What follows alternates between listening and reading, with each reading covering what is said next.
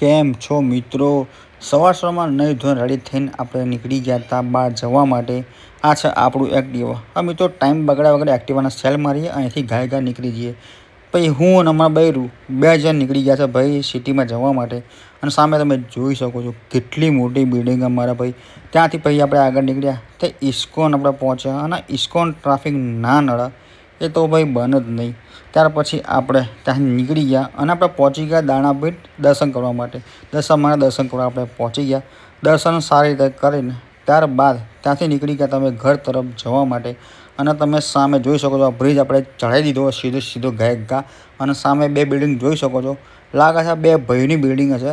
એક બિલ્ડિંગથી બીજી બિલ્ડિંગમાં જવા તરફ રસ્તો દેખાયો. ત્યાર પછી આપણે ઓફિસ પહોંચીને મળી ગયા હતા હર્ષભાઈ. એની સામે આપણે મળી ગયા હતા કેવિનભાઈ. ત્યાર પછી છોકરાને ટ્યુશન લેવા જવાનું હતું. તીર્થ આજુ પાછળ તીર્થ અમારો બેઠો છે. ત્યાર પછી તીર્થને ઘરે ઉતારીને ઓફિસ પહોંચ્યા. ત્યાર નીચે જોયું તો આ ટોઈંગવાળાની વાન ઊભી હતી. હવે અહીંયા બપોરમાં ટોઈંગ ફરતી થઈ ગઈ છે. અને તમે મારા દુકાનનો નજારો જોઈ લો મિત્રો. આ જુઓ સામે આ આપણી શોપ છે. અને આ છે દહીભાઈ કામ કરે છે. ત્યાં જોયું આપણી મિત્રો આપણી ઓફિસ છે. ત્યારબાદ નીકળ્યા ગયા હતા વિજય સેલ્સ આપણે મોબાઈલ જોવાનો હતો.